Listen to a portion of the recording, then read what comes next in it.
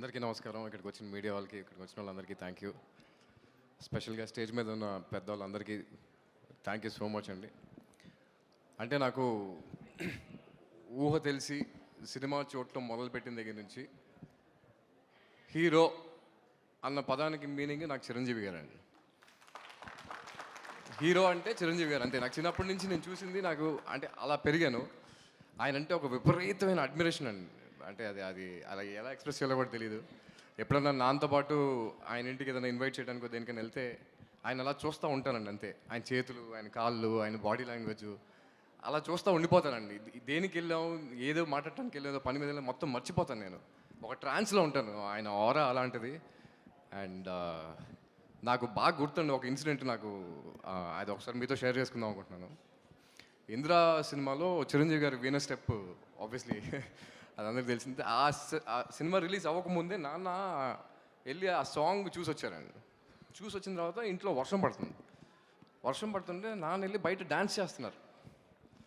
దేనికి అడిగితే అసలు ఆ సాంగ్ ఏంట్రా, చిరంజీవి గారు డ్యాన్స్ ఏంటని ఆయన మొత్తం, నేను ఫస్ట్ టైం ఎవర్ అంటే నేను ఆయన ఆ లెవెల్ ఆఫ్ ఎక్సైట్మెంట్ నేను ఎప్పుడు చూడలేదండి. అంటే లోపల నుంచి వచ్చింది, అక్కడి నుంచి వచ్చారు, ఆ ఎనర్జీతో వచ్చారు, ఆ జోష్లో వచ్చి వర్షం పడుతూ ఉంటే బయటికి వెళ్ళిపోయి నుంచి డ్యాన్స్ చేస్తున్నారు. నాకు అర్థం కాలే ఏంటి అంటే, ఇలా చిరంజీవి గారు సాంగ్ చూసి వచ్చాను రా, అసలు ఆయన మామూలుగా చేయలేదు, ఎర్రగా తీశారు అంతే. అదే ఎనర్జీ నాకు ఇంకా హెడ్లో రన్ అవుతుంది. సో అలా అంటే నేను అనేది ఆ లెవెల్ ఆఫ్ అడ్మిరేషన్ ఉంటుందండి మా ఇంట్లో అందరికీ. చిరంజీవి గారు థ్యాంక్ యూ సో మచ్ అండి, ఇక్కడికి వచ్చినందుకు, నన్ను బ్లెస్ చేసినందుకు.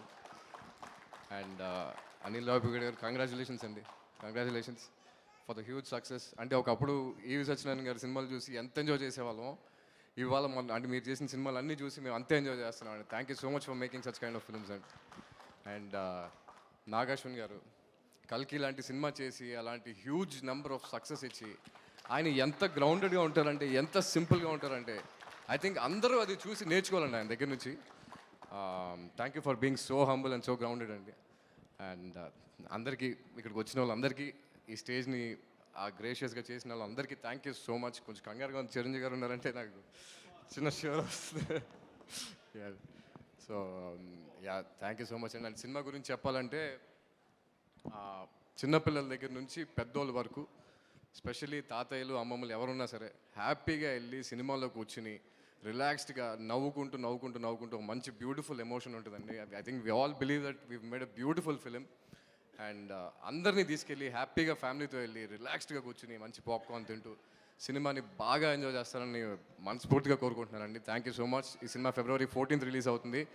అండ్ అంటే ఇంకెక్కువ డిలే చేయకూడదు. బట్ టీం అందరికీ, ఎవరైతే సపోర్ట్ చేశారో, ప్రొడ్యూసర్ రాహుల్ గారికి, నిఖిల్ గారికి, యాక్టర్స్కి, మ్యూజిక్ డైరెక్టర్కి, ఎడిటర్కి, అందరికీ పేరు పేరున thank you so much. And S and February 14th release అవుతుంది. మీరు అందరూ తప్పకుండా చూసి ఆదరిస్తారని మనస్ఫూర్తిగా కోరుకుంటున్నాను. Thank you so much.